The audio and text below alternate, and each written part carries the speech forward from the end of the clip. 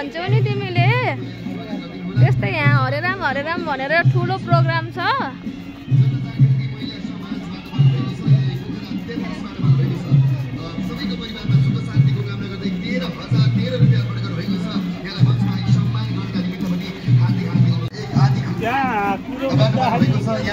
सबैको नाममा सुख शान्तिको कामना गर्दै पितृको मोक्षको कामना गर्दै 26,675 रुपियाँ यहाँले अर्पण गर्दै आजीवन सदस्य बन्नुभएको छ मानव सेवा फाउन्डेसनको। यहाँलाई जय जय होस्, मङ्गल होस्, मञ्चमा सम्मान गर्नका निमित्त हार्दिक आह्वान गर्न चाहन्छु।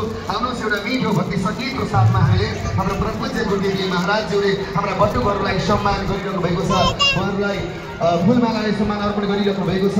यहाँहरूलाई अनुरोध गर्न चाहन्छु, आज धेरैभन्दा धेरै माता पिताहरूको आज 84 पूजनको क्रमहरू चरुका दानहरू यहाँ गर्न सक्नुहुन्छ, हवन सामग्रीहरू यहाँले दान गर्न सक्नुहुनेछ। सबैलाई म विभिन्न दानलाई सहयोग गर्नको लागि अनुरोध गर्दै यतिखेर पनि मानव सेवा फाउन्डेसनको तर्फबाट हाम्रा कलाकारहरूको प्रस्तुति यहाँमा हामी प्रस्तुत गर्न गइरहेका छौँ। एकपटक ताली, दुई हात माथि चाली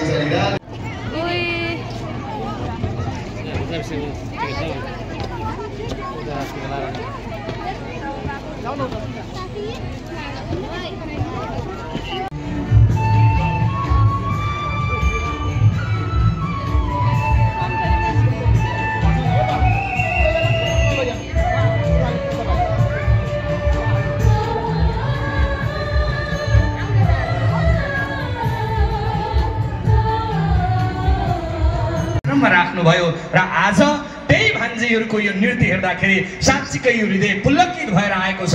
त्यसैले भन्छु, कलियुगमा मानव र माधवको सेवा सबभन्दा श्रेष्ठ सेवा हो। त्यही सेवा आरम्भ गर्ने महापुरुष बालयोगेश्वर विजय श्रीकृष्ण मूर्तिजी महाराजज्यू एकपटक जोरदार तालीले सम्मान व्यक्त गरिदिनु होला, किनकि सम्पूर्ण कार्यक्रमहरू गुरुदेवको निर्देशन अनुसार प्रारम्भ हुने कुरा पनि उद्घोष गर्दै मेरा बाढीलाई केही समयलाई विराम दिन्छु। सबै सचिवालयमा गई यथाशक्य दान अर्पण गर्नुहोला, जीवनलाई धन्य बनाउनु होला। जय होस्।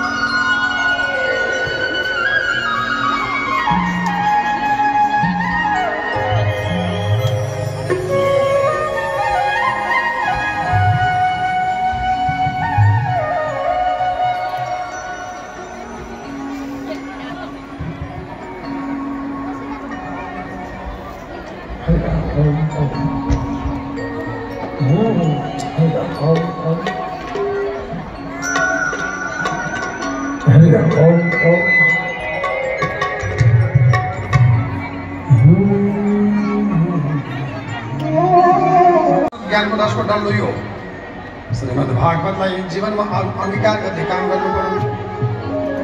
भागवत लगाउने होइन, भागवत बुझ्ने हो, भागवत सुन्ने होइन, भागवत आत्मसात गर्ने भनेको भागवत कानले सुन्ने होइन, व्यवहारले उतार्ने।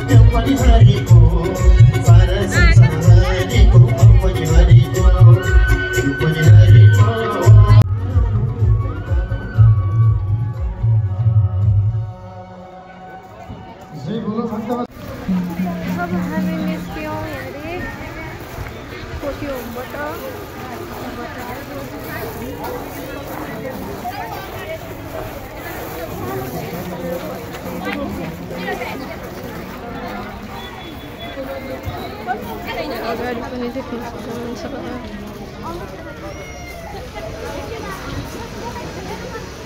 लिएर जान्छ अरे